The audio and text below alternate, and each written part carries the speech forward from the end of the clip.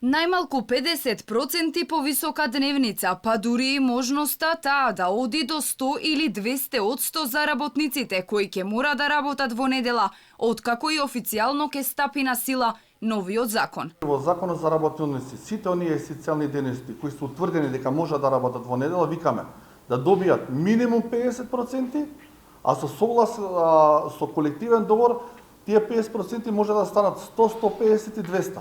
Значи ја даваме можноста во колективните договори да го уредиме тој повисок износ.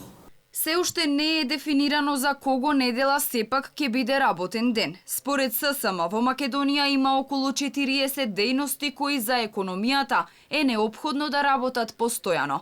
Но на работните средби се разговарало и за работата на трговските центри, кои веројатно ќе работат во една смена. И согласно законот за работни односи, вработените ќе земаат поголеми дневници. Зошто 100% за вработените кои што работаат во моловите? Затоа што тоа не е техничко-технолошки процес кој што не може да се прекине, меѓутоа ќе се согласите дека ги штитиме работничките права, меѓутоа кога се сочиме со бројките на состаноците на економско-социјален совет, со представници на работодавачите, со представници на вработените и работодавачите во моловите, сочени сме со бројките дека најголем процент од нивниот прв промет се остварува точно во недела. Од законското решение за недела неработен ден дефинитивно ќе бидат изземени работодавачите кои ќе покажат дека технолошко-производствените процеси не смеат да се прекинат. Министерката Шахпаска вели дека предлог законот за работни односи, од кој дел е и решението недела неработен ден, е во финална верзија, но се консултираат со сите засегнати страни.